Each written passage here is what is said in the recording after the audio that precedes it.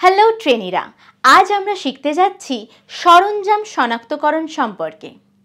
এই ভিডিওটির উদ্দেশ্য হলো এই সেশনের পরে আপনারা যা শিখবেন: পরিমাপের সরঞ্জাম, ব্যবহার এবং তাদের প্রয়োগ শনাক্ত করা, পরীক্ষার সরঞ্জাম, ব্যবহার এবং তাদের প্রয়োগ শনাক্ত করা।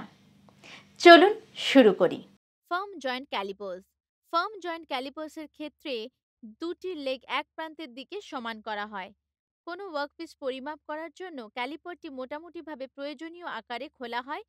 কাঠের পৃষ্ঠে ক্যালিপারটিকে হালকাভাবে বাড়ি দিয়ে সূক্ষ্ম সেটিং করা হয়। ক্যালিপার্সের প্রকারভেদ: দুটি প্রধান ধরনের ক্যালিপার্স রয়েছে: বাহ্যিক ক্যালিপার্স এবং অভ্যন্তরীণ ক্যালিপার্স।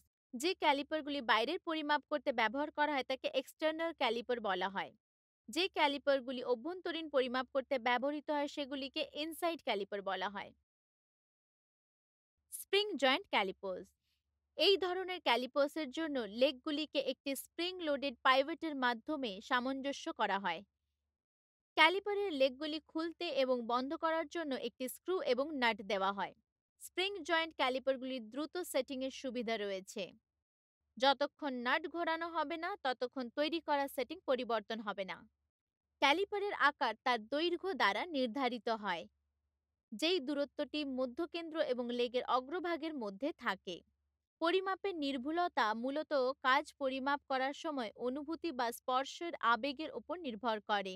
আপনার অনুভূতি হওয়া উচিত যে লেগগুলি পৃষ্ঠ স্পর্শ করছে। Standard wire gauge. Standard wire gauge একটি পরিমাপ ব্যবস্থা যা শীটগুলির বেধ মাপ করতে ব্যবহার করা হয়। কাজ শুরু করার আগে শীটের সঠিক বেধ নির্ধারণ করুন। স্ট্যান্ডার্ড ওয়্যার গেজের সাহায্যে শীটের পুরুত্ব পরিমাপ করা হয়।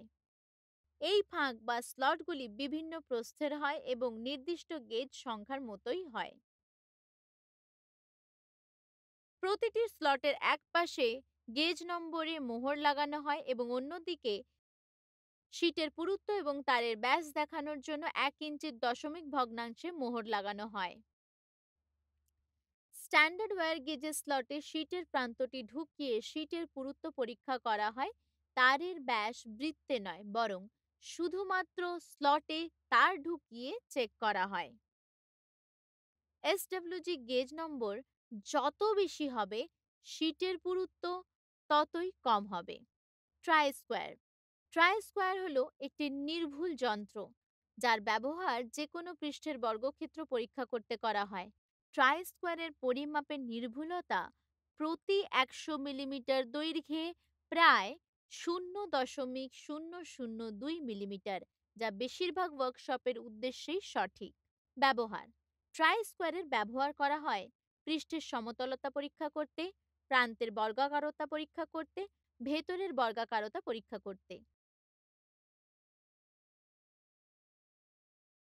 মাইটার স্কোয়ার: 45 ডিগ্রি চিহ্নিত করতে এবং 45 ডিগ্রি পরীক্ষা করতে মাইটার স্কোয়ার ব্যবহৃত হয়।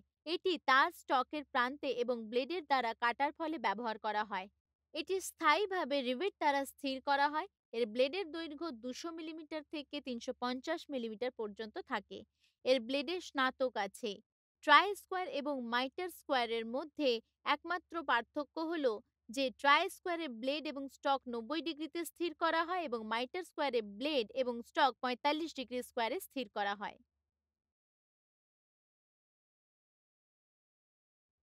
Spirit level. স্পিরিট লেভেল মূলত উডওয়ার্ক টেকনিশিয়ান দ্বারা ব্যবহৃত হয়। এতে একটি কাঠের টুকরো থাকে। স্পিরিট লেভেলের জন্য সাধারণ কাঠ হলো সেগুন কাঠ বা অ্যালুমিনিয়াম, যার মধ্যে একটি স্পিরিট লেভেল গ্লাস অনুভূমিকভাবে এবং উলম্বভাবে বেঁধে রাখা হয়। কাচের নলটি পূর্ণ না হওয়ায় একটি বুদবুদ সর্বদাই থেকে যায়। যখন বুদবুদটি কাচের মাঝখানে থাকে তার উপর চিহ্নিত রেখা দ্বারা নির্দেশিত যে কাঠামোটির ওপর স্তরটি থাকে তা একেবারে অনুভূমিক বা উলম্ব। কিছু স্পিরিট লেভেলে অনুভূমিক কাচের টিউবের সাথে লম্বভাবে দুটি কাচের টিউব থাকে। এটিকে প্লাম গ্লাস বলা হবে এবং দেয়াল ও জানালার লম্বভাবে পরীক্ষা করতে ব্যবহৃত হয়। Straight edge. সম্পূর্ণ সোজা সমান্তরাল প্রান্ত সহ ইস্পাত বা কাঠের তৈরি, যদিও কখনো কখনো এটির কেবল একটি সোজা প্রান্ত থাকে। ব্যবহার: পৃষ্ঠ এবং প্রান্ত সোজা আছে কিনা তা পরীক্ষার জন্য। এর দৈর্ঘ্য 1500 মিলিমিটার থেকে 2000 মিলিমিটার, প্রস্থ 50 মিলিমিটার থেকে 70 মিলিমিটার এবং পুরুত্ব 20 মিলিমিটার পর্যন্ত হয়। টি বেভেল বা বেভেল স্কোয়ার: টি বেভেল বা বেভেল বর্গক্ষেত্র পরীক্ষা এবং সরল কোণগুলি ছাড়া অন্য কোণগুলি স্থানান্তর করার জন্য ব্যবহৃত হয়। বেভেলকে স্লাইডিং বেভেলও বলা হয় কারণ এতে একটি সামঞ্জস্যযোগ্য স্লাইডিং ব্লেড থাকে। ব্লেডকে একটি উইং নাট বা সেট স্ক্রু দ্বারা লক করা যেতে পারে।